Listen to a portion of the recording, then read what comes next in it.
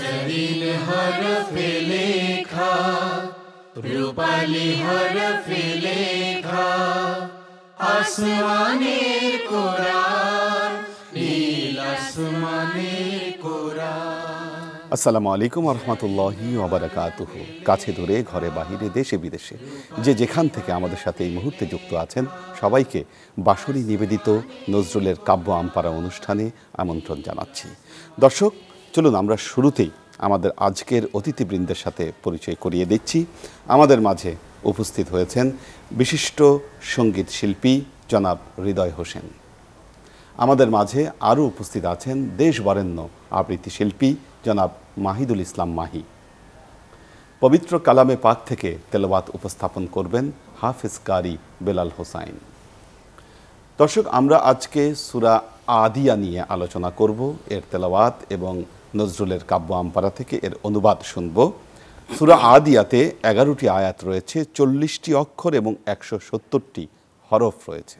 চলুন আমরা সূরা আদিয়াতের তেলাওয়াত শুনে আসি। তেলাওয়াত উপস্থাপন করছেন হাফেজ কারি বেলাল হোসাইন। আউযু বিল্লাহি মিনাশ শাইতানির রাজীম।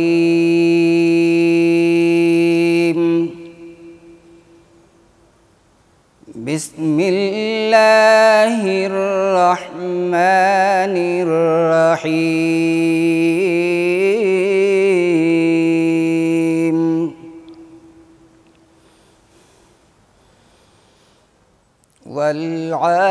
والعاديات ضبحا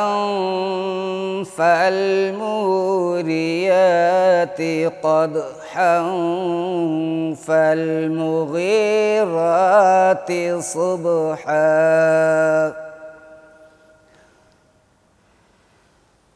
فأثرن به نقعا فوسطن به جمعا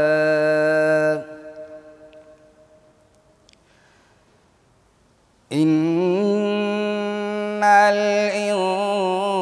الإنسان لربه لكنود وإنه على ذلك لشهيد وإنه لحب الخير لشديد أفلا يعلم إذا بعثر ما في القبور وحصل ما في الصدور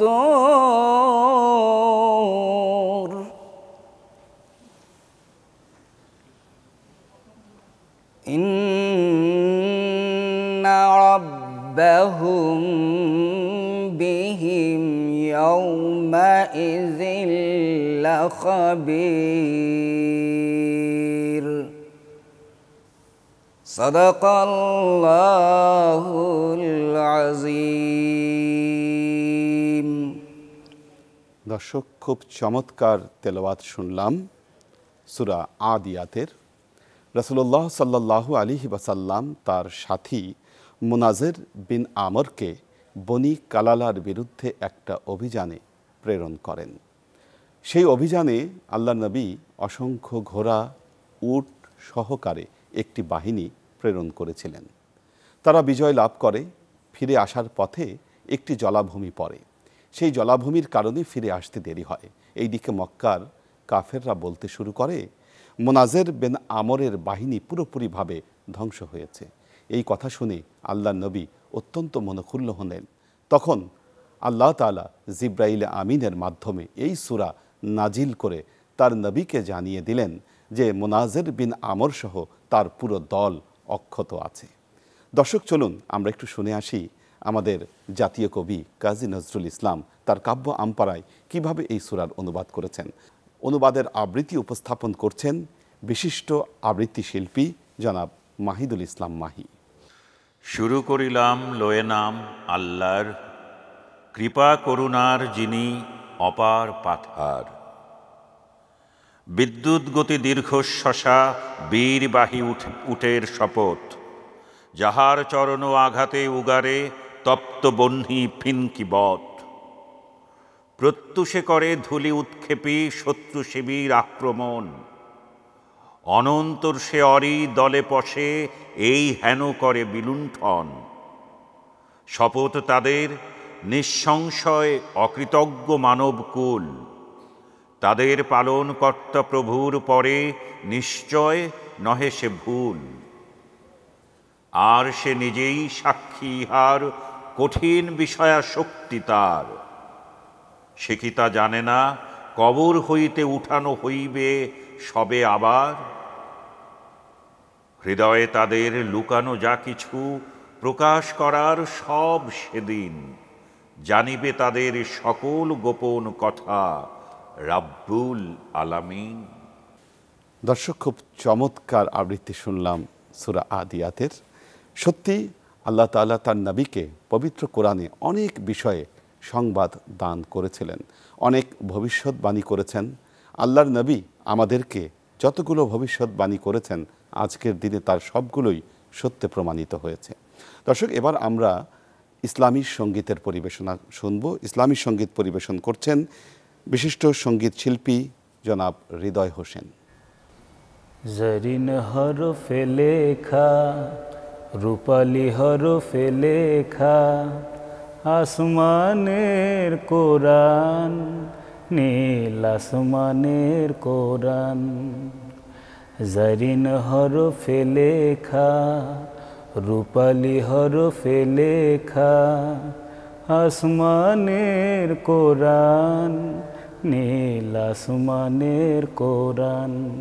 সেথা তারায় তারায় খোদার কালাম, তারায় তারায় খোদার কালাম, পরে মুসলমান, তোরা পরে মুসলমান, নীল আসমানের কোরআন। জরিন হরফে লেখা, রূপালী হরফে লেখা, আসমানের কোরআন, নীল আসমানের কোরআন। সেথা ঈদের চাঁদে লেখা, মুহাম্মাদের মিমের রেখা, ঈদের চাঁদে লেখা, মুহাম্মাদের মিমের রেখা। সুরুজেরি বাতি জেলে পরে রে জোয়ান, নীল আসমানের কোরআন। জরিন হরফে লেখা, রূপালী হরফে লেখা, আসমানের কোরআন, নীল আসমানের কোরআন। খোদার আরশ লুকিয়ে আছে ওই কোরআনের মাঝে, খোঁজে ফকির দরবেশ সেই আরো সকাল সাজে। খোদার আরশ লুকিয়ে আছে ওই কোরআনের মাঝে, খোঁজে ফকির দরবেশ সেই আরো সকাল সাজে। খোদার দিদার চাস রে যদি পরে কোরআন নিরবধি, খোদার দিদার চাস রে যদি পরে কোরআন নিরবধি। খোদার নূরের রৌশনীতে, খোদার নূরের রৌশনীতে রাংরে দেহ প্রাণ, নীল আসমানের কোরআন। জরিন হরফে লেখা, রূপালী হরফে লেখা, আসমানের কোরআন, নীল আসমানের কোরআন। আসমানের কোরআন, নীল আসমানের কোরআন। অসংখ্য ধন্যবাদ জনাব হৃদয় হোসেনকে তার সঙ্গীত উপস্থাপনের জন্য। দর্শক, আমরা আজকে আমাদের অনুষ্ঠানে যাকে পেয়েছি জনাব মাহিদুল ইসলাম মাহি, তিনি বাংলাদেশের একজন শ্রেষ্ঠ আবৃত্তি শিল্পী। আমরা ওনাকে পেয়ে এই সুযোগ আসলে হাতছাড়া করতে চাচ্ছি না। আমরা মাহি ভাইয়ের কাছ থেকে একটি আবৃত্তি শুনব। মাহি ভাইকে বিনীতভাবে অনুরোধ জানাচ্ছি একটি আবৃত্তি আমাদেরকে উপস্থাপন করবার জন্য। অনেক ধন্যবাদ আপনাকে। আমি চ্যানেল 24-এর সকল দর্শক এবং এই অনুষ্ঠান নির্মাণের সাথে যেসব কলাকুশলী যুক্ত তাদের সবাইকে ধন্যবাদ জানাচ্ছি। আর বাঁশুরি এই নজরুল চর্চা কেন্দ্রের প্রতিষ্ঠানকে অনেক ধন্যবাদ এবং কৃতজ্ঞতা জানাচ্ছি যে পবিত্র রমজান মাসে এরকম একটি মহতী অনুষ্ঠান নির্মাণ করবার জন্য এবং প্রচার করবার জন্য আমাদের সকল শিল্পীদের পক্ষ থেকে আমি তাদের ধন্যবাদ এবং কৃতজ্ঞতা জানাচ্ছি। আমি আবৃত্তি করছি কাজী নজরুল ইসলামের লেখা ক্ষমা করো হজরত এই কবিতাটি। তোমার বাণীরে করিনি গ্রহণ, ক্ষমা করো হজরত, ভুলিয়া গিয়াছি তব আদর্শ তোমার দেখানো পথ, ক্ষমা করো হজরত। বিলাস বিভব দলিয়াছ পায়, ধুলি সম তুমি প্রভু, তুমি চাহ নাই আমরা হইব বাদশা নবাব কভু।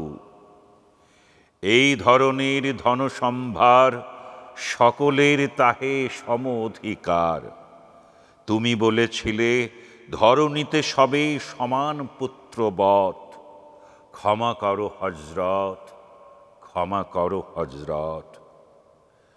তোমার ধর্মে অবিশ্বাসীরে তুমি ঘৃণা নাহি করে, আপনি তাদের করিয়াছ সেবা ঠাঁই দিয়ে নিজ ঘরে। ভিন ধর্মের পূজা মন্দির ভাঙিতে আদেশ দাওনি হে বীর, আমরা আজিকে সহ্য করিতে পারি না কো পরমত, ক্ষমা করো হজরত, ক্ষমা করো হজরত। তুমি চাহ নাই ধর্মের নামে গ্লানি কর হানাহানি, তলোয়ার তুমি দাও নাই হাতে, দিয়াছ অমর বাণী। মোরা ভুলে গিয়ে তব উদারতা, সার করিয়াছি ধর্মান্ধতা। বেহেশত হতে ঝরে না কোয়ার, তাই তব রহমত, ক্ষমা করো হজরত, ক্ষমা করো হজরত। তোমার বাণীরে করিনি গ্রহণ, ক্ষমা করো হজরত, ক্ষমা করো হজরত। দর্শক, কি চমৎকারভাবে কাজী নজরুল ইসলাম আমাদের নবীর উদার মানবীয় দর্শন আমাদের সামনে তুলে ধরেছেন। সত্যি আমরা যদি ধর্মের নামে ধর্মান্ধতাকে যদি আমরা পরিহার করতাম, আমরা যদি ধর্মের নামে পরস্পর মারামারি সব কিছুকে যদি আমরা বাদ দিতাম, আমাদের সমাজ আজকে শান্তিতে ভরে যেত। খুব সুন্দর করে আমাদের পৃথিবী আমরাই নির্মাণ করতে পারতাম। আমার নবী তো বিধর্মীকে গালি দেননি, বরং নজরুলের কবিতা থেকে জানতে পারলাম তিনি তার নিজ ঘরে তাকে তিনি স্থান দিয়েছেন, নিজ বিছানায় তাকে শুইয়েছেন, নিজের উট জবাই করে আল্লাহ নবী তার মেহমানদারি করেছেন। আসুন না আমরা সবাই আল্লাহ নবীর এই উদার মানবীয় দর্শন আমাদের জীবনে প্রতিষ্ঠা করি। দর্শক, আগামীকাল একই সময় চ্যানেল 24-এর পর্দায় বাঁশুরি নিবেদিত নজরুলের কাব্য আমপারা দেখবার আমন্ত্রণ জানিয়ে আজকের মতো বিদায় নিচ্ছি। ভালো থাকুন, সুস্থ থাকুন। আল্লাহ হাফেজ। রূপালী হরফে লেখা আসমানের কোরআন, নীল আসমানের কোরআন।